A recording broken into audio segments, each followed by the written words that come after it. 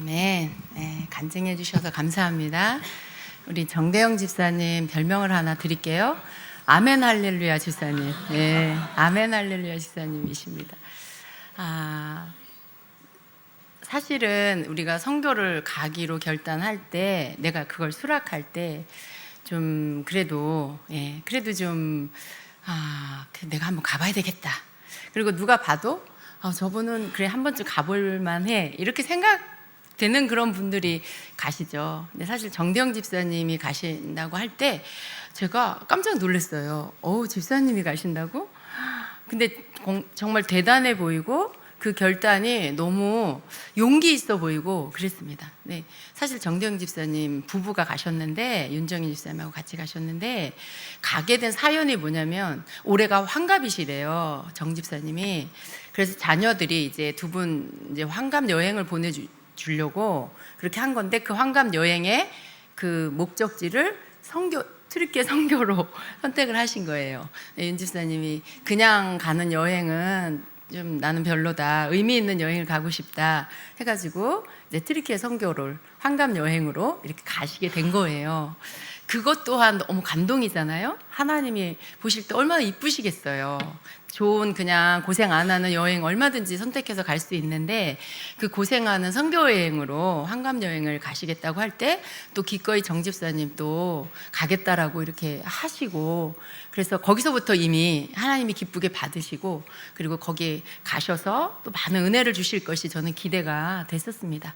가셔서 저희 팀 모두를 참 즐겁게 해주셨고요. 오늘 여러분이 보신 바와 같이 빵빵빵 아침빵, 점심빵, 뭔가를 이렇게 재미있게 우리를 이렇게 웃게 해주시고 그렇게 해주셨어요. 잘 섬겨주시고. 사실 고생 많이 하셨어요.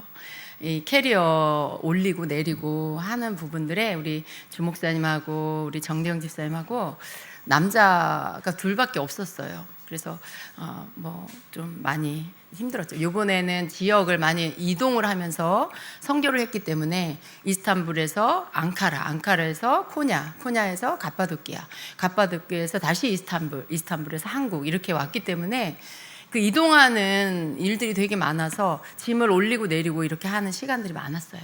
근데 그 시간에 묵묵히 그 수고를 다 해주시고 이렇게 섬겨주셨습니다. 하나님께서 우리 정 집사님을 보내셨구나. 은혜를 주시려고, 만나시려고 보내셨고, 또 섬기게 하시려고 보내셨고, 우리 팀에게 활력소를 주시기 위해서 보내셨구나 하면서 참 감사한 시간이었습니다. 한 분 한 분이 어린아이, 우리 하이리에서부터 우리 정 집사님에까지, 아이에서부터 작년에까지 다 골고루 있었는데요. 모두가 각자가 자기 자리에서 열심히 하는 모습, 정말 그 선교를 온 목적대로 하려고 하는 열심히 애쓰는 모습을 제가 보았고요.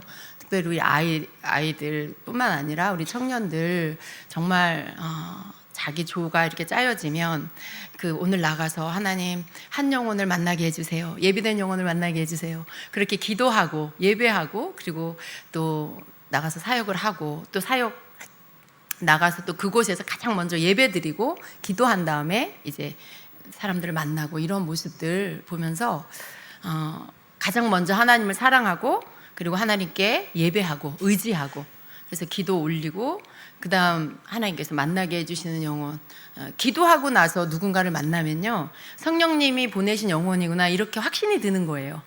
그런데 그렇게 하지 않으면 저 사람한테 말을 걸어야 되나 말아야 되나 막 이런 갈등이 일어나죠. 근데 주님 찬양하고, 그 다음에 주님 오늘 예비하신 영혼 만나게 해주세요, 기도를 딱 끝냈는데 누군가가 다가온다거나 그러면 주님이 보내시는 영혼이랑 확신이 드는 거예요. 그래서 그 영혼에게 다가가서 이제 메로하바 인사하면서 말을 걸고 대화를 시작하고 그렇게 하는 것들. 근데 너무 우리 청년들이 그런 것들 너무 잘하는 거예요. 오히려 어른들보다 쑥스러워하지도 않고, 뭐 속으로는 조금 떨리겠지만 그래도 굉장히 담대하게 그렇게 다가가서 말을 걸고 또 함께 대화하면서 예수님을 전하는 그런 모습들을 보게 됐습니다. 우리 아이들이 갔는데요. 3학년 하엘이, 5학년 예찬이, 그리고 이제 중학교 1학년, 2학년 성찬이, 한 집에 세 남매입니다. 우리 이지선 집사님 가정의 세 자녀가 함께 엄마하고 같이 갔는데요. 보통은 아이들이 가면 어른들이 뒤치다거리 해야 될 것 같고 좀 걸리적거릴 것 같다는 생각을 하시는 분도 있을 거예요. 근데 그렇지 않습니다. 오히려 한 몫을 톡톡히 해내고요. 그리고 또 우리뿐만 아니라 그곳에 있는 현지인들에게도 굉장히 기쁨을 주고 그리고 선교를 할 수 있는 문을 여는 역할을 합니다. 아이가 동행이 되면은요, 일단 그 현지에 있는 사람들이요, 의심을 잘 하지 않아요. 그 아이 때문에 대화가 시작되고 그리고 가족 관계라는 것 때문에 마음을 엽니다. 그래서 쉽게 대화를 시작하고 그리고 또 아이 때문에 어떤 대화를 또 오고 가고 할 수 있는 문들이 열리게 됩니다. 그래서 아이들이 함께 동행하는 선교는 생각지 못한 선물 같은 시간들이 있다라는 거예요. 그리고 또 아이를 통해서 때로는 주님의 음성을 듣기도 하고 아이를 통해서 때로는 위로를 받기도 하고 좀 힘들고 내가 뭔가 아무것도 못하는 것 같은 마음이 들 때 하율이가 다가와서 막 이렇게 자기의 그 친밀함을 드러내줘요. 언니 사랑해, 나 언니 좋아해, 막 이렇게. 목사님 엄마 투, 내 엄마 투 나보고 두 번째 엄마래요. 그래서 막 저한테 사랑한다고 표현해주고 하는데 작은 아이가 해주는 그 애정 표현이, 사랑의 고백이 얼마나 힘을 주는지 몰라요. 그 아이가 해주는 말이 주님이 저한테 힘내라 그렇게 말하시는 것 같고, 그래서 그 아이들의 한마디 한마디가 우리 팀 안에서 또 굉장히 기쁨을 주는 그런 역할을 합니다. 우리 예찬이 같은 경우에는 내비게이션을 열어서 자기가 길을 안내하고 구글 맵을 깔아가지고 길을 인도합니다. 오른쪽으로 가야 돼, 이번에 왼쪽으로 가야 돼, 그렇게 해주는 우리 5학년 예찬이 얼마나 그 역할을 잘하는지 몰라요. 예찬이가 없으면 길을 잃어요. 그 조가 헤매요. 무슨 버스를 타야 될지도 모르고. 그 하나님께서 작은 아이지만 그 아이 한 명이 얼마나 소중한지, 작은 아이이지만 이 땅에 그 땅에 갔을 때 하나님이 보내신 역할을 하고 있다는 걸 어른들에게 다 알게 해주시는 거죠. 그래서 다음번에도 꼭 같이 가고 싶은 마음이 들게 하는 그런 마음을 하나님이 주십니다. 그래서 주님께서 선교를 통해서 모든 세대를 이렇게 함께 가게 하셨는데, 저는 뒤에서 좀 이렇게 전체를 보면서 우리 팀을 보면서 참 마음이 흐뭇하고 감사했어요.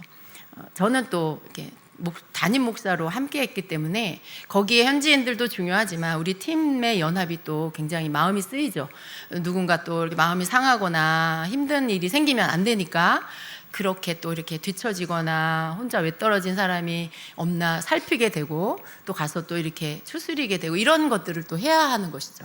그래서 그런 것들을 제가 뒤에서 이렇게 볼 때 너무나 다들 각자가 주님 앞에서 보내심을 받은 자로서 맡겨주신 선교를 잘 하려고 하는 그런 모습이 너무 보기 좋았고요.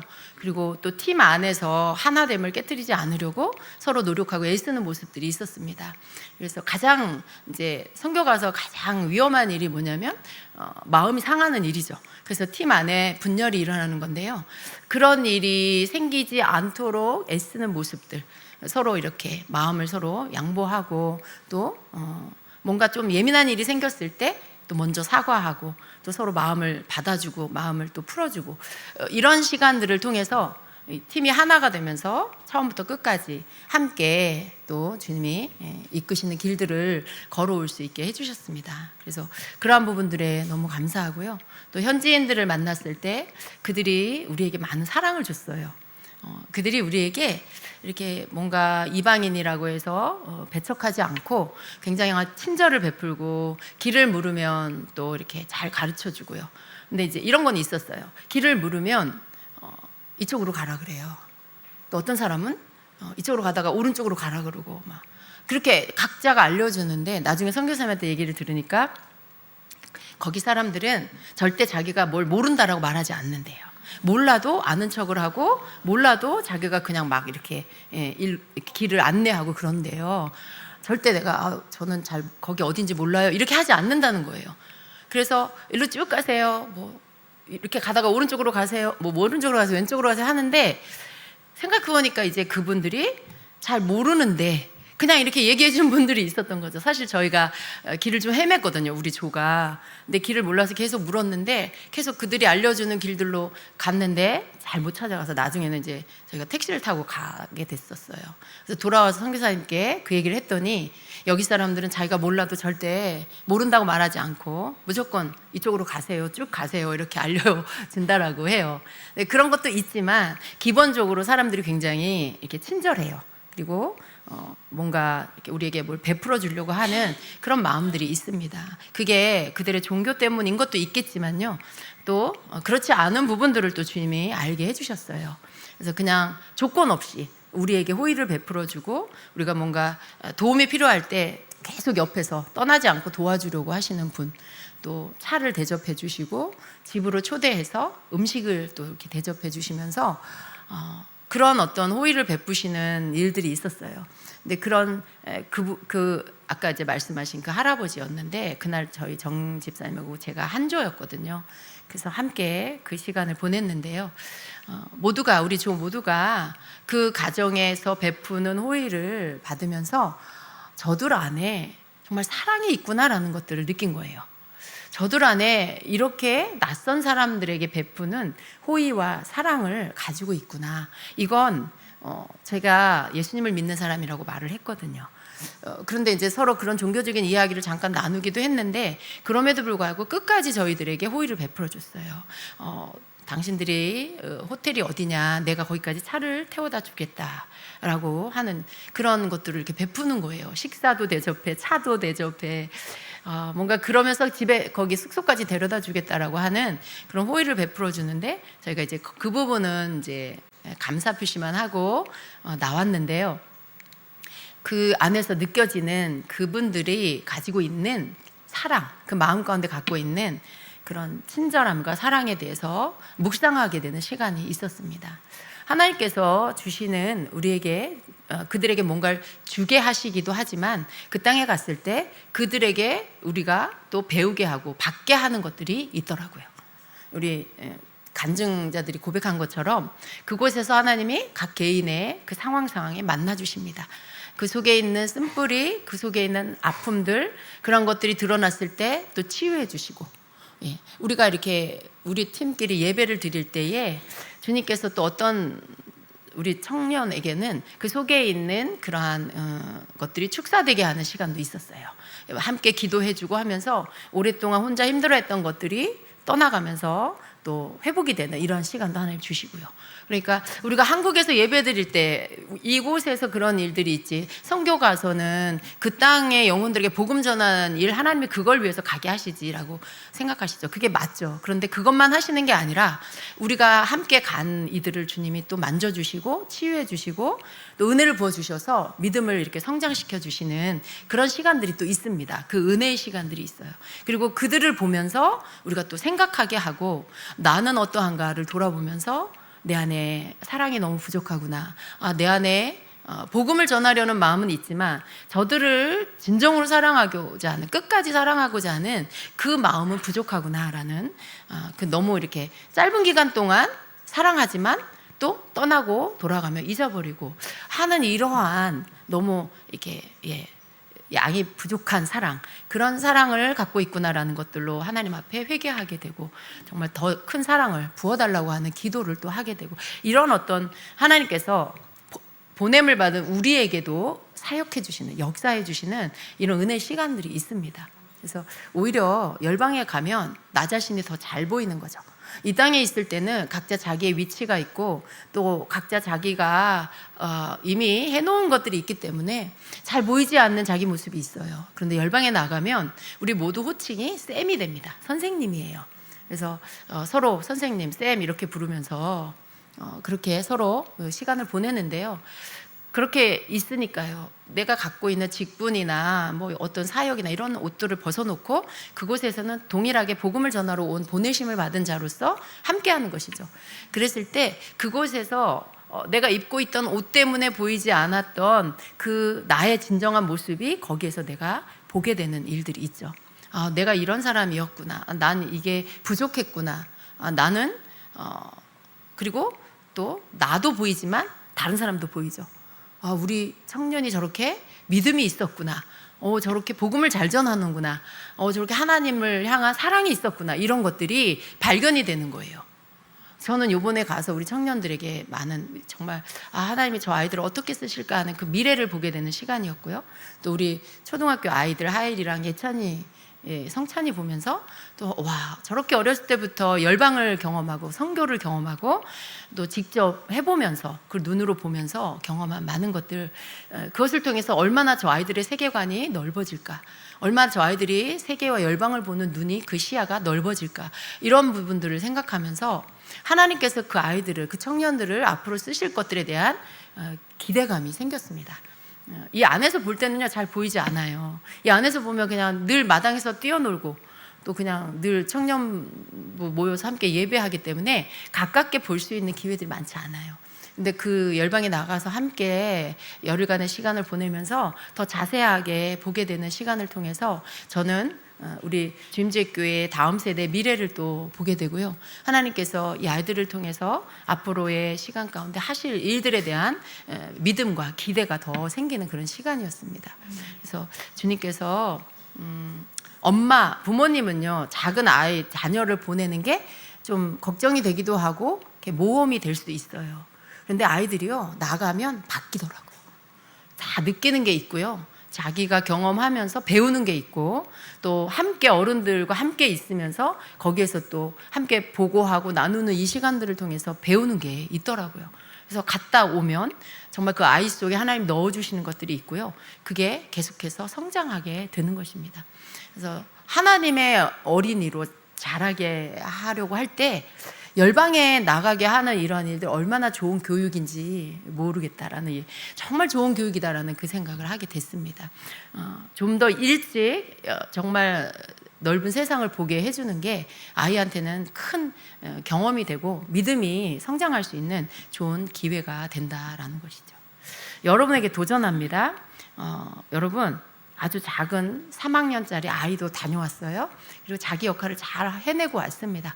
하나님께서 너 가서 이만큼 하고 와 이렇게 말씀하시지 않아요. 그냥 너 트리키에 가지 않겠니? 너 인도네시아 가지 않겠니? 라고 하는 작은 마음의 감동이나 음성으로 여러분을 부르십니다.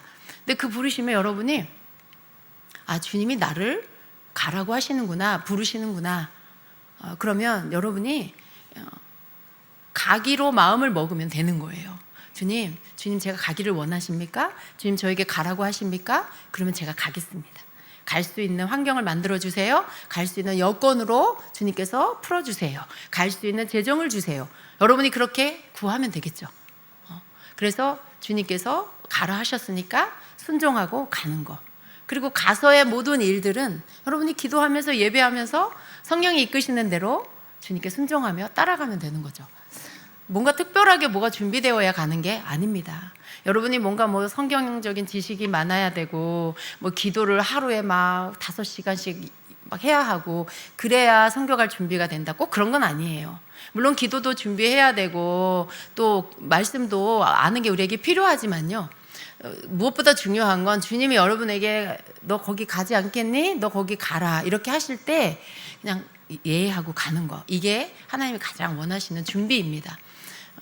그래서 여러분이 선교를 생각할 때 너무 큰 부담, 내가 가서 뭘 할까, 너무 이런 생각하지 않으셨으면 좋겠어요.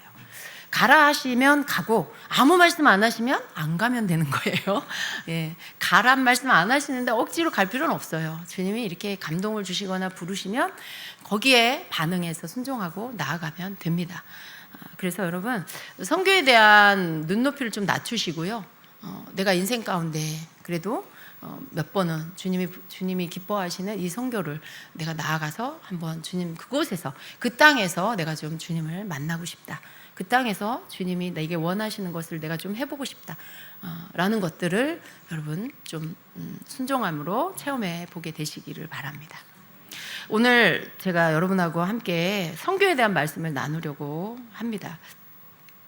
로마서 10장 13절부터 18절까지를 함께 읽도록 하겠습니다. 자, 누구든지 주의 이름을 부르는 자는 구원을 받으리라. 그런즉 그들이 믿지 아니하는 이를 어찌 부르리요? 듣지도 못한 이를 어찌 믿으리요? 전파하는 자가 없이 어찌 들으리요? 보내심을 받지 아니하였으면 어찌 전파하리요? 기록된 바 아름답도다 좋은 소식을 전하는 자들의 발이여 함과 같으니라. 그러나 그들이 다 복음을 순종하지 아니하였도다. 이사야가 이르되 주여 우리가 전한 것을 누가 믿었나이까 하였으니 그러므로 믿음은 들음에서 나며 들음은 그리스도의 말씀으로 말미암았느니라. 그러나 내가 말하노니 그들이 듣지 아니하였느냐? 그렇지 아니하니 그 소리가 온 땅에 퍼졌고 그 말씀이 온 땅끝까지 이르렀도다 하였느니라. 자, 사도행전 4장 12절도 우리가 함께 읽습니다. 다른 이로서는 구원을 받을 수 없나니 천하 사람 중에 구원을 받을 만한 다른 이름을 우리에게 주신 일이 없음이라 하였더라. 아멘. 누구든지 주의 이름을 부르는 자는 구원을 얻으리라 라고 말씀하셨습니다. 여러분, 이 말씀은요, 어떤 민족, 어떤 나라, 족속, 다른 언어, 그런 모든 배경을 초월해서 예수를 구주로 믿고 그 이름을 부르는 자에게 구원의 문이 열려 있다라는 것을 말씀하고 있는 겁니다. 그런데 여러분, 예수님을 믿으면 좋죠. 예수님의 이름을 부르면 구원을 받는다? 우리가 이 말씀을 생각하면 너무 쉬운 것 같아요. 누구든지 예수 이름을 부르면 구원을 받는다고? 그러면 누구든지 그냥 예수님 하고 부르면 구원을 받나? 이렇게 쉽게 생각할 수 있죠. 근데 여러분, 이 말씀에 누구든지 예수 이름을 부르면 구원을 받는다는 말씀은 예수님을 믿고, 그리고 그 예수님을 나의 구주로 믿고 그 믿음 안에서 예수님을 부르는 거죠. 그 믿음 안에서 우리가 예수님을 믿기 때문에 예수님 나의 주님이라고 부르죠. 그렇게 부를 때 구원을 얻는다는 말씀인 거예요. 그러니까 예수님을 믿는 게 전제가 되어 있는 것이죠. 근데 예수님의 이름을 부르고 믿어야 하는데, 여러분, 이렇게 예수님의 이름을 부르고 믿음을 가지려면 어떻게 해야 된다고요? 들어야 된다는 거예요. 오늘 말씀에 여러분, 들어야 한다라고 말씀하고 있는 거죠. 그런즉 믿지 아니하는 일을 어찌 부르리요? 듣지 못한 일을 어찌 믿으리요? 전파하는 자가 없이 어찌 들으리요? 라고 말씀하는 거죠. 또 보내심을 받지 않았는데 어떻게 전파하리요? 라고 말씀하는 거예요. 이 말씀은 뭐예요? 누군가가 예수의 이름을 나의 구주로 믿고 부르려면 그 사람이 믿음이 있어야 되는 거죠. 근데 믿음이 있으려면 뭘 가지고 있어야 믿죠. 뭘 믿어야 합니까? 누군가가 하나님의 말씀을 전해줘야 돼요. 그것을 들어야 돼요.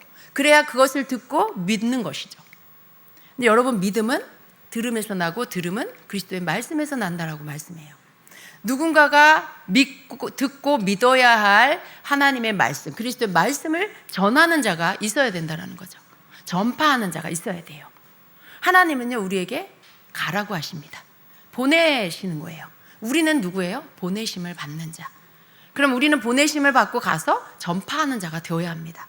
그리고 그들에게 복음을 전하고 예수 이름을 전하고 그들은 듣고 믿음을 갖고 그리고 예수님을 믿는, 예수 이름을 부르는 자가 되는 것입니다. 주께서 우리에게 이 일을 하라고 말씀하고 있는 것이죠. 누가 가겠느냐? 또 누가 가서 복음을 전하겠느냐? 그들이 들어야 하지 않겠느냐? 들어야 믿음이 생기지 않겠느냐라고 말씀하시는 겁니다. 여러분, 예수님을 믿는다라는 것이 쉬운 것 같지만요, 그렇게 쉽지 않아요. 저희가 이번에 트리키에 가서 복음을 전하러 나갔을 때 그들에게 예수 이름을 꺼내는 것까지도 그렇게 쉽지 않아요. 그들은 우리가 기독교인이다라는 말을 들으면 벌써 얼굴색이 바뀌어요. 그리고 이제 거리를 두어요. 마음을 닫아요. 우리가 기독교인이란 말을 하면 안 되고요. 나는 예수 믿는 사람이야. 나는 예수님을 믿어. 라는 말을 하면 그들은 거기에 대해서는 그렇게 거부하는 반응을 크게 갖지 않아요. 왜냐하면 그들도 예수님을 믿어요.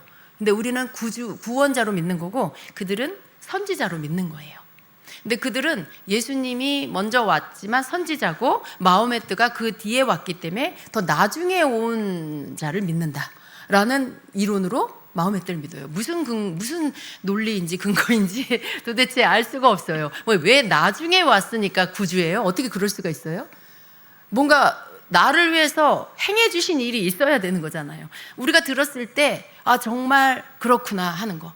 우리는 죄인이고 죄인의 우리를 죄 문제를 해결해 주시기 위해 하나님께서 예수 그리스도를 보내주셨고 그분이 우리의 죄짐을 지고 대신 십자가에 죽어주셨고 그래서 그분을 믿을 때 그분이 부활하셨고 그래서 그 예수 그리스도를 내가 믿을 때 내가 나의 죄를 예수님이 담당해 주셨기 때문에 내가 회개가 일어나고 그 죄를 용서받고 그리고 죄사함을 받음으로 하나님 나라에 갈 수 있는 자가 되는 거. 이게 복음의 알맹이잖아요. 근데 그들은 그런 알맹이가 없어요. 그냥 단지 마호메트를 믿는 이유는 예수도 선지자고 마호메트도 선지자인데 예수는 먼저 온 자고 마호메트는 나중에 온 선지자고 나중에 온 선지자가 더 맞는 것이다. 이게 나중에 만들어진 것이 우리가 믿을 것이다. 이런 논리로 마호메트를 믿어요. 그래서 참 불쌍한 참 이해가 안 되는 그런 어떤 논리로 자신들이 그 믿는 종교를 말하는데 이들하고 이제 어떤 이야기를 하면요 사실은 그들이 할 말이 없어요. 근데 그들의 그 꿀 안에 있는 가르침 중에 이런 게 있대요. 뭔가 좀 앞뒤가 안 맞는 것 같아서 이제 질문을 하면 더 이상 알려고 하지 마라 이렇게 가르친대요. 더 이상 질문하지 마라. 질문하는 것은 옳지 않다. 뭐 알라가 싫어한다. 이렇게 뭔가 그 말문이 막히면 더 이상 알려고 하지 마라. 이런 식으로 가르친다는 거죠. 그래서 그들은 질문을 하지 않는데요. 그냥 그렇게 가르치면 그렇게 가르친 대로 받고 굉장히 참 불쌍한 사람들이라는 생각이 들어요. 왜냐하면 오늘날 그렇게 해서 뭔가를 받아들이고 믿는 사람들이 얼마나 됩니까? 그렇죠? 여러분 우리 청년들하고 대화를 하면요 청년들이 질문을 해야죠. 무슨 이야기를 할 때 그건 왜요? 이렇게 왜요? 그건 왜요? 네가 뭔가 해라. 왜요? 그거 제가 왜 해야 되는데요? 이해가 돼야 되는 거예요. 아이들은 요즘 세대는 뭔가 이야기를 듣고 그게 타당해야 되고 그게 이해가 되고 자기가 그게 받아들여져야 수용을 합니다. 그게 근데 저는 또 틀리지 않다고 생각해요. 무조건 믿어라, 무조건 따라라 이건 좀 아니잖아요. 합당한 어떤 이유들이 있어야 되는 거죠. 물론 너무 버릇없이 행하는 것들은 옳지 않지만요. 거기에 타당한 어떤 논리가 있을 때 알맹이가 있을 때 그걸 받아들여서 믿게 되는 거 따르는 거 이게 또 옳잖아요. 근데 요즘 세대는 그런 것들이에요. 어떤 나라를 어떤 우리나라만 그런다 그게 아니고요. 그 나라 젊은이들도 그런 생각을 갖고 있어요. 그런데 어떻게 요즘과 같은 시대에 뭔가를 이렇게 가르치고 의문이 생기는데 질문하지 마라 알려고 하지 마라 라는 것들이 통할 수가 있습니까? 그런데 그럼에도 불구하고 덮여 있어요. 그럼에도 불구하고 어렸을 때부터 받은 그 꿀 안의 교육이 그들을 다 덮어놓고 있습니다. 그래서 그냥 무조건 믿게끔 무조건 따르게끔 이렇게. 그리고 그 뒤에 있는 무시무시한 법이 뭐예요? 그 종교를 버리면 죽여도 된다. 가족일지라도 죽여도 된다라는 그게 허용이 되기 때문에 교회를 다니는 사람도 몰래 다녀요. 저희가 코냐에 갔을 때 거기에 있는 선생님 교회에 이제 주일날 예배를 드리러 갔는데 거기 교회 현지인 전도되어서 교회를 다니고 있는 교인이 4명이 있었어요. 그 땅에서 예수님을 믿는 사람을 본다는 게 저는 너무 감격스럽더라고요. 그래서 거기에 이제 특별히 또 거기에 3명은 젊은이였고 한 분은 좀 연세가 있으셨는데 그들이 다 가족들 몰래 교회를 다니고 있는 거예요. 가족들이 알지 못한대요. 그래서 몰래 교회를 다니고 있는 현실. 그래서 참 그들이 복되더라고요. 그래서 그렇게 예수님을 믿는 게 예수님을 몰래 믿어야 되는 그러한 환경에 있습니다. 예수님을 믿는다는 게 여러분 우리는 굉장히 쉬운 것 같지만요. 어떤 민족, 어떤 나라에는요. 예수님을 믿는 게 너무나 어려운, 가리워져 있는, 접근할 수 없는 영역의 것들이 되어 있다는 것을 우리가 알아야 합니다. 하나님께서 왜 평범한 여러분, 가정에서 살림하거나 학교를 다니고 직장을 다니고 있는 평신도인 여러분에게 가라고 하실까요? 왜 선교를 가라고 하실까요? 우리가 생각할 땐 나 같은 사람이 가서 뭘 할 수 있겠어. 나는 말도 잘 못하고 나는 언어도 안 되고 나는 좀 뭔가 이런 것들에 익숙하지 않은데 내가 가서 뭐 할 수 있다라고 내가 선교를 가겠어 라는 생각을 합니다. 여러분 그쵸? 여러분 모두가 그런 생각을 해요. 그런데 하나님이 그럼에도 불구하고 여러분에게 감동을 주시고 가라고 하시는 이유는요, 여러분이 먼저 믿은, 여러분이 만난 예수님, 여러분이 받은 은혜, 여러분이 변화된 삶, 그것을 여러분이 먼저 받았기 때문에 아직 그것을 알지 못하는 가리워진 저들에게 가서 여러분의 이야기를 해주라고 하시는 거예요. 여러분이 만난 예수님을 이야기해 주라고, 여러분이 어떻게 변화받았는지, 어떤 은혜를 받았는지 그것을 가서 이야기해 주라고 여러분에게 가라고 하시는 거예요. 왜냐하면 그들은 그런 이야기를 들어본 적도 없고 그런 것들을 그 사람들은 알지도 못해요. 예수님에 대해서 들어보지도 못한 사람들이 너무 많습니다. 그래서 그들에게 가서 복음을 전하라고 보내는 것입니다. 사실은 여러분, 지금 시대는요, 내가 예수님에 대해서 듣고자 한다라면 얼마든지 들을 수 있어요. 이슬람권에 있는 사람들도요, 내가 그것에 관심이 있고 성경에 대해서, 예수님에 대해서 듣고자 하면 핸드폰 열어서, 컴퓨터 열어서 얼마든지 접할 수 있어요. 그렇죠? 그런데도 불구하고 그들이 듣지 않아요. 왜냐하면 그런 거 듣지 말라고 교육받았기 때문에요. 사실은 나는 듣지 못했습니다. 나중에 심판의 날에 나는 듣지 못했습니다 라고 말하는데 그 말이 받아들여지지 않을 거예요. 왜냐하면 네가 들으려고만 하면, 알려고만 하면 얼마든지 네가 알 수 있었다. 네가 핸드폰을 열어서 유튜브를 열고 SNS를 열면 얼마든지 그것이 무엇인지에 대해서 네가 알아볼 수 있었어. 그런데 네가 그것을 원하지 않았어, 네가 선택하지 않았어 라고 하는 답을 듣게 될 거예요. 그래서 사실은 지금은 복음을 전하지 않아서 못 듣는다, 사실 그것은 이 시대에는 사실 맞지 않습니다. 그럼에도 불구하고요, 하나님께서는요, 자신이 그것을 선택하지 않아서 듣지 못하는 이들에게 우리가 직접 가서 그들을 만나서 한마디라도 두마디라도 얘기를 해주기를 원하세요. 왜냐하면 기회를 주시기를 원하는 거죠. 어찌하든지 그들이 복음을 접할 수 있는 기회를 주시기를 원하는 거예요. 듣지 말라고, 보지 말라고 교육받은 그들이 자신의 손으로는 선택하지 않습니다. 그러니까 어떻게 해요? 현지에 가서 그들의 삶의 현장으로 들어가서 우리가 직접 만나서 이야기해 주기를 원하시는 거예요. 이런 방법, 저런 방법, 하나님께서 여러 가지 방법을 통해서 그들이 복음을 들을 수 있도록 그 기회를 만들어 주시기를 하나님은 원하시는 것입니다.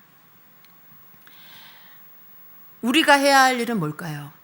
사도행전 1장 8절은요, 특별한 사람에게만 하신 게 아니에요. 예수님의 제자들이나 이스라엘 유대인들에게만 하신 말씀이 아니라 모든 열방의 민족 가운데 예수 그리스도를 믿는 자에게 예수님이 해주신 지상 명령입니다. 오직 성령이 너희에게 임하시면 너희가 권능을 받고 예루살렘과 온 유대와 사마리아와 땅끝까지 이르러 내 증인이 되라라고 하시는 이 말씀이, 예수님께서 내 증인이 되리라라고 하셨죠.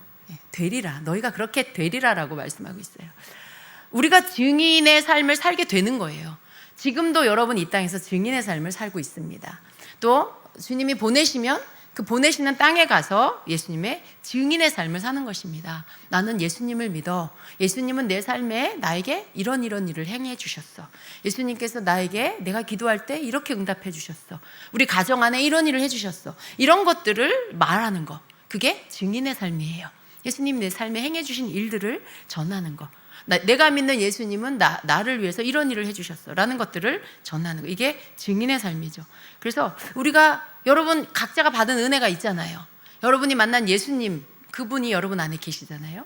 그래서 여러분이 선교를 나간다고 할 때 자격이 안 된다, 나는 부족한다, 그렇게 말할 수 있는 사람은 없을 거라고 저는 믿습니다. 모든 성령 받은 거듭난 예수님을 진정으로 만난 자라면 모두가 예수님에 대해서, 여러분 삶에 만나주신 예수님에 대해서 전할 말이 여러분 안에 있을 것입니다. 그래서 오직 성령이 너에게 임하시면 너희가 땅끝까지 이르러 내 증인이 되리라 라고 하신 이 말씀을 우리가 아멘으로 받고, 주님이 언제든지 그곳에 내게 기회를 주실 때 내가 그 말씀을 들고 나아가는 자가 되어야 하겠습니다. 믿음은 들음에서 나며 들음은 그리스도의 말씀으로 말미암느니라 라고 하신 로마서 10장 17절의 말씀에 우리가 그것을 들려주는 자가 되어야 한다라는, 그냥 여기서만 기도하는 거 물론 필요하지만요, 때로 기회가 될 때 우리가 나가서 들려주는 자가 되어야 한다라는 말씀을 아멘으로 받아야 합니다. 한 영혼을 구하기 위해서 먼저 믿은 우리를 사용하시고 하나님의 구원 계획은 복음을 들고 나가는 사람을 통해서 이루어진다는 것을 우리가 알아야 돼요. 하나님이 사람으로 형상으로 오셔서 막 열방을 다니시면서 혹은 그쵸, 하나님이 전지전능하시니까 어떤 방법으로든지 사람들 가운데 믿음을 주실 수도 있어요. 근데 하나님은 그런 방법을 잘 쓰지 않습니다. 우리가 복음을 전한 후에 우리가 복음을 전하는 통로로 주님께 쓰임 받았을 때 우리가 그것을 순종하고 난 뒤에 하나님은요, 그 사람들에게 꿈으로도 나타나시고 환상으로도 나타나셔서 그렇게 자신이 구원자라는 거, 예수님이 구원자라는 걸 나타내 주십니다. 여러분, 제가 어떤 영상을 봤는데요, 그 사람이 이슬람 테러 집단의 리더라고 하더라고요. 근데 그 사람이 꿈에 예수님을 만난 거예요. 어떤 분이 오셔서 자기 어깨에다가 손을 얹었대요. 자기를 만졌대요. 그런데 자기가 이렇게 보면서 돌아보면서 당신이 누구냐고 물었대요. 그랬더니 나는 예수다 라고 말씀하셨대요. 그런데 이 사람이 예수님이 자기를 만질 때 마음에서 뭘 느꼈냐면 자기의 죄가 씻겨졌다는 걸 느꼈다는 거예요. 자기가 얽매여 있는 것들이 자유케 된 것을 느꼈다는 거예요. 당신이 누군데 나에게 이렇게 어떤 무거운 짐에서 자유케 되는 이 마음을 주십니까? 라고 했을 때 나는 너를 구원한 예수다 라고 했어요. 내가 구원자다 라고 하는 말씀을 예수님이 해주셨다는 거예요. 근데 이 사람이 막 이렇게 울어요. 울면서 이 간증을 하는 걸 제가 봤습니다. 그러니까 예수님께서 그 이슬람 테러단의 리더인 그 사람을 직접 만나주신 거예요. 그분에게 직접 그 마음에 자기가 예수님을 만남으로 인해 자기가 죄짐을 용서를 받았다는, 그 사람이 우는 이유가 뭘까요? 한 번도 경험해 보지 못한 자유를 느낀 거예요. 한 번도 경험해 보지 못한 그 짐을 진 것들이 벗어지는 것을 느낀 거죠. 그러니까 거기에서 자기가 감격하고 눈물을 흘리면서 예수님을 받아들이게 된 거예요.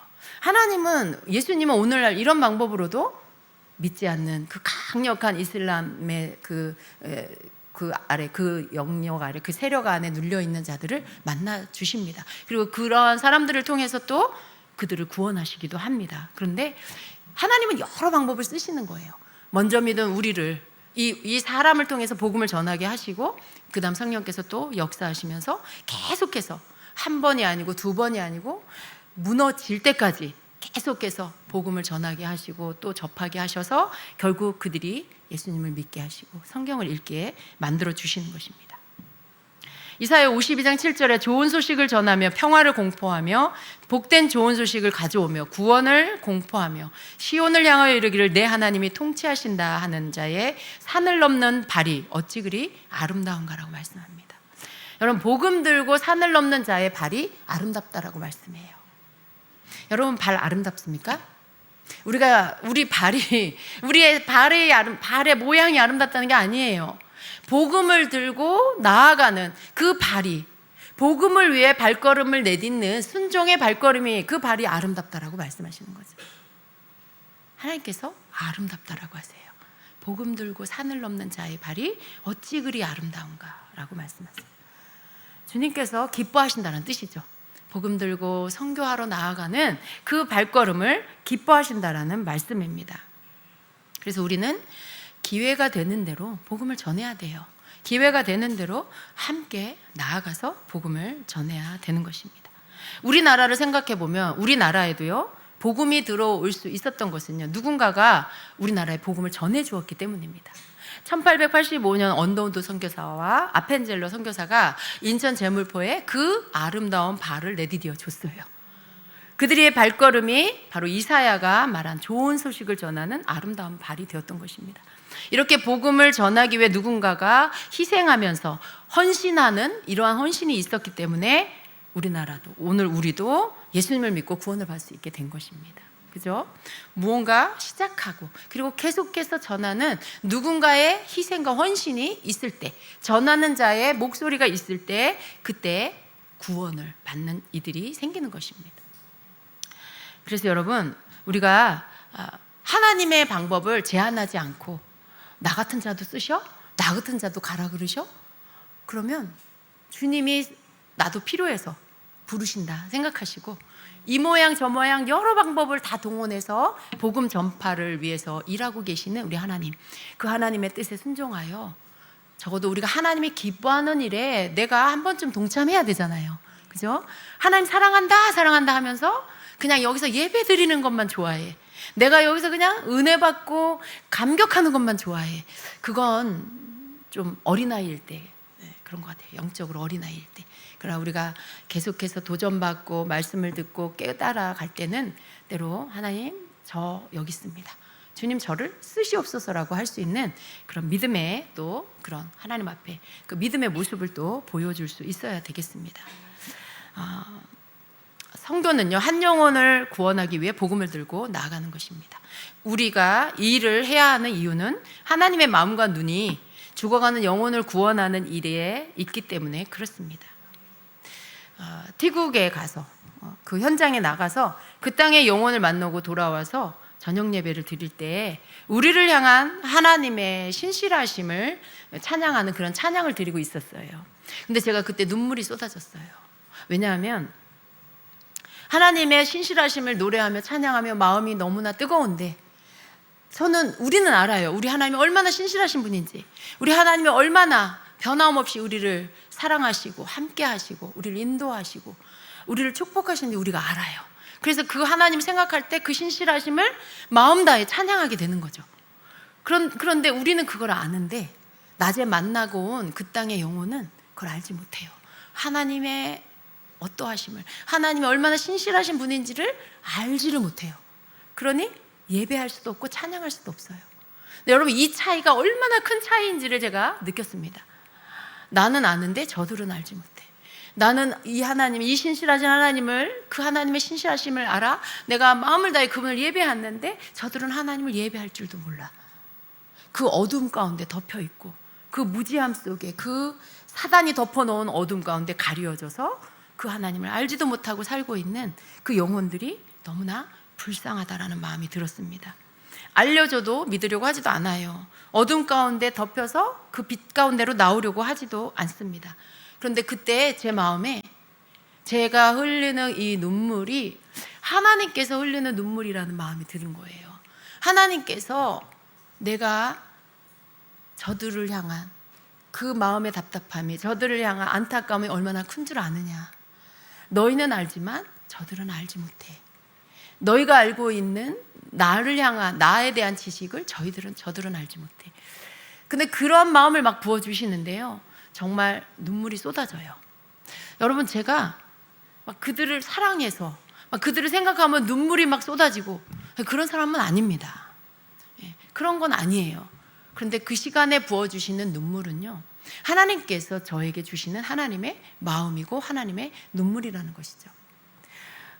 제가 그때 오래전에 하나님께서 저에게 주셨던 하나님의 그 마음과 아픔이 생각이 났어요. 잠시 제가 잊고 있었는데요, 예전에 제가 인도를 갔을 때 인도의 바라나시에 선교를 갔었습니다. 한 9년 정도 된 것 같아요. 그런데 그때 제가 그 숙소에서 밤에 자기 전에 하나님께 기도를 했어요. 저는 인도 땅도, 인도의 이 사람들, 그 힌두교를 섬기는 그 사람들, 제가 이들에 대해서 잘 알지도 못하고, 하나님, 그런데 이곳에 우리를 보내셨는데 하나님, 이들을 향한 하나님의 마음이 무엇입니까? 하나님, 저들을 향한 하나님의 그 뜻은 무엇입니까? 저들을 향해서 하나님은 어떤 마음을 갖고 계세요? 하나님 뜻이 뭐예요? 막 알게 해주세요. 그 하나님의 마음을 부어주세요. 기도를 막 하고 잠이 들었어요. 근데 새벽녘에 제가 가슴이 너무 아파갖고 잠이 깼습니다. 막 가슴이 찢어지는 것 같은, 막 쥐어뜯는 것 같은 그 통증을 느끼면서 잠이 깼어요. 제가 막 몸부림을 쳤어요. 여기를 붙잡고 그 침대에 엎드려가지고 어떻게 할 줄을 모르겠는 게 너무 아파가지고, 주님, 저 왜 그런 거예요? 갑자기 제가 어디에 몸에 지금 발병이 된 건가요? 막 너무 아파서, 주님, 저 지금 너무 아파요. 이게 왜 그런 거예요? 제 몸에 무슨 이상이 있습니까? 지금 이게 도대체 뭐예요? 하고 막 기도를 하는데 갑자기 정적이 흐르더니 잠잠한 가운데 주님께서 고요함 가운데 말씀하시는 거예요. 네가 내 마음을 부어달라고 했느냐? 이게 내 마음이야. 지금 네가 느끼고 있는 이 마음이 저들을 향한 나의 마음이야 라고 하시는 거예요. 근데 그때 제가 제가 막 울었어요. 막 큰 소리로 막 울었어요. 주님께 기도를 드렸던, 잠들기 전에 하나님 앞에 기도를 했고요. 그 마음을 알게 해달라고 했고 그 마음을 부어달라고 기도를 했는데 하나님께서 진짜 그 마음을 부어주신 거예요. 감당할 수 없는 통증과 아픔, 그리고 그 마음에 찢어지는 것 같은 그 아픔, 제가 그걸 받아낼 수가 없었어요. 주님께서 네가 느끼는 이 고통은 내 마음의 아주 작은 일부분이다라고 하시는 거예요. 그 하나님의 마음이 나에게 다 부어지면 어떻게 될까요? 난 그냥 죽을 것 같아요. 그걸 받아낼 수가 없어요. 제 마음 안에. 제가 하나님의 마음의 지극히 작은 그 일부를 받으면서 죽을 것 같은 통증을 느끼고, 주님 알겠습니다. 이제 그만요. 제가 감당할 수가 없어요. 견딜 수가 없어요. 주님 이제 제가 주의 마음을 알겠습니다. 이제 주님 그만이요. 막 이렇게 구했습니다. 그리고 그 고통이 잦아들었는데요. 그때 하나님의 마음을 아주 진하게 제가 알았습니다. 그 바라나시에 우상을 섬기고 있는 그 영혼들을 향한 아버지의 마음이 찢어지는 마음, 그 고통 가운데 너무나 아픈 그 마음이었어요. 근데 제가 트리키에 가서 찬양을 드리며 하나님 앞에 예배를 하는데 그때 하나님께서 그걸 다시 생각나게 하시면서 저 영혼들을 향한 아버지의 마음이 무엇인지를 알게 해주셨습니다. 얼마나 하나님께서 저들을 향한 아픈 마음을 갖고 계시는지, 얼마나 하나님께서 저들이 돌아오기를 기다리고 계시는지를 알게 해주셨어요.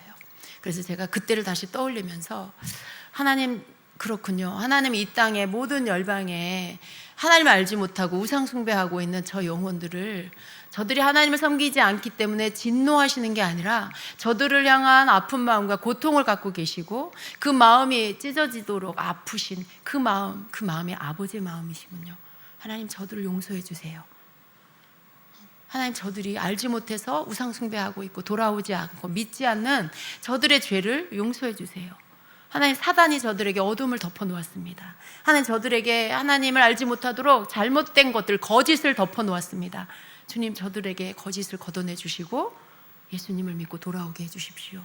저들이 구원을 얻게 해주세요라는 그 기도를 드리게 됐어요. 하나님의 마음을 알게 되니까 그 다음 따라오는 게 뭐냐 하면요, 그들을 향한 긍휼이에요. 저들이 예수님을 믿지 않으니까 마음이 답답하죠. 저들이 어리석어 보이죠.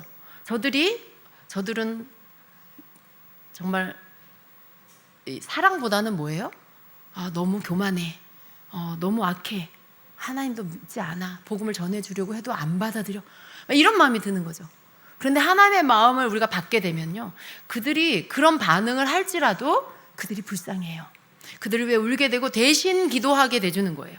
그들을 위해 대신 회개하게 되고 그들을 위해 대신 하나님 앞에 용서를 구하게 되고, 그리고 저들을 용서해달라고 구원해달라고 하는 그 중보 기도를 하게 되는 것입니다. 그냥 인간적으로 보면 그래 너희들 믿지 않으려면 이런 생각을 할 수도 있어요. 그런데 여러분, 어떤 이 사역이다 그럼 이것도 하나의 일이죠. 우리가 일로서 저들을 만나는 걸로 끝나면 안 됩니다. 하나님의 마음을 우리가 받아야 되고요, 그 마음을 가지고 그 중보를 할 수 있어야 돼요. 그들을 만나는 거, 그들이 예수님을 받아들이지 않는 것 때문에 또 실망하는 거, 그게 다가 아니고요, 돌아와 그들을 위해 대신 기도할 수 있는 그 마음을 우리가 가져야 돼요. 하나님 저들의 그 고집스러움을 용서해 주세요. 하나님 저들의 교만을 용서해 주세요. 알지 못해서 행하고 있는 저들의 악함을 용서해 주세요 하고 하나님의 눈물 우리도 같이 흘리면서 우리가 저들 대신 중보 기도하며 저들 용서해 달라고 기도하는 사랑, 이 사랑이 필요한 것이죠. 그 땅에 가서 예배하면서, 그들은 하나님을 예배하지 않잖아요. 예수님 믿는 기독교가 0.01%래요.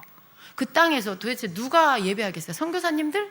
그리고 겨우 이제 예수님 믿은 몇 사람? 너무나 적은, 정말 땅끝인 것 같아요. 복음이 전파되지 않은 땅끝인 것 같이 느껴져요. 인도네시아는 오히려 복음이 계속 전해지면서 부흥하고 있습니다, 기독교가. 근데 트르키에는요, 선교사님들이, 거기는 선교사의 무덤이라고까지 말을 한대요. 그렇게 사람들이 믿지 않는 거예요. 그 땅에서 누가 예배를 하겠어요? 여러분, 우리가 그 땅에 가서 하나님을 예배하는 것만으로도 그 땅에 진동이 일어나는 거예요. 그러니까 아무도 예배하지 않는 그 땅에 가서 주의 이름을 부르며 찬양하고 뛰면서 주님을 높이고 그 이름을 찬양하는 것, 그리고 그 민족을 위해서 기도하는 것만으로도 영적 진동이 일어나게 하는 일입니다. 하나님은 우리에게 그것을 하기를 원하시는 거예요. 나 같은 사람이 가서 뭘 해? 그게 아니고요. 우리가 여기서 하는 하나님 앞에 드리는 전심으로 드리는 예배, 그 예배를 그 땅에 가서 하라는 거예요. 여기서 높여드리는 주의 이름, 그 땅에 가서 주의 이름을 높이라는 거죠. 아무도 주의 이름을 높이지 않아요. 그 민족은 주의 이름을 높이지 않아요. 오히려 멸시하고 천대합니다. 그런데 우리가 그 땅에 가서 그 땅을 밟고 주의 이름을, 예수 이름을 높이는 거예요. 예수 이름을 찬양하는 거죠. 그것만으로도 그 땅에 영적 진동이 일어나는 것입니다. 그래서 여러분, 하나님께서 우리에게 그러한 일을 하라고 가게 하시는 거예요. 그러한 일을 하라고. 우리가 가서 막 수십 명을 전도해서 막 결신시키고 그러면 너무 좋겠지만요, 그렇지 않다 해도 실망할 필요가 없어요. 우리가 그 땅에 가서 중보자로 나아가는 것만으로도 우리 하나님은 기뻐하시고 우리의 기도를, 우리의 예배를 받으시고 일하신다라는 것입니다. 그래서 여러분, 선교에 대한 새로운 마음을 갖기를 원합니다. 여러분이 너무 선교를 어렵게 생각하지 마시고요, 언제든지 나에게 기회를 주시고 주님이 부르시면 나도 나가야 되겠다라는 그런 마음을 갖게 되시기를 바랍니다. 그래서 여러분, 우리가 선교를 도저히 갈 수 없는 그런 분도 계세요. 하고 있는 일을, 자리를 비울 수 없기 때문에 가지 못하는 분들도 있습니다. 우리는요, 공동체 안에서 함께 선교하는 거예요.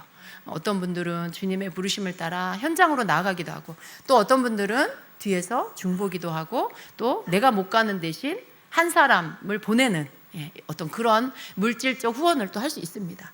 뭐 한 사람을 보내지 못해도 십시일반 이렇게 정말 작은 물질을 섬김으로 인해서 갈 수 있는 재정을 함께 마련해서, 재정이 어려운, 시간은 되는데 재정이 없어, 이런 분들을 후원해서 대신 나 대신 가서 기도하고 거기서 또 예배하고 할 수 있도록, 또 복음을 전할 수 있도록 돕는 거, 이게 여러분 우리 모두가 선교에 동참하는 방법입니다. 나는 못 가니까 난 뭐 관심이 없고, 그거 아니에요. 여러분 모두가 함께 선교에 동참할 수 있는 이런 것들이 주임제교회 안에 열려 있음을 여러분 또 감사하시기를 바랍니다. 이때에 하나님께서 기뻐하시는 일을 우리가 하는 게 중요해요. 하나님이 기뻐하는 일, 복음을 전하는 일, 우리가 하나님을 사랑하는 일, 그리고 하나님을 사랑한다라면 이 땅의 영혼들을 향하여 그 복음을 전하는 일, 이게 하나님이 가장 기뻐하시는 일입니다. 우리가 이러한 일들을 하기 위해서 나도 좀 그 일에 동참해야 되겠다, 나도 좀 그 일을 위해 나도 기도해야 되겠다. 그래서 우리 중보기도 하시는 분들 더 많아지시기를 축복합니다. 또 가는 분들도 많아지시기를, 또 후원하시는 분들도 더 많아지시기를 축복합니다.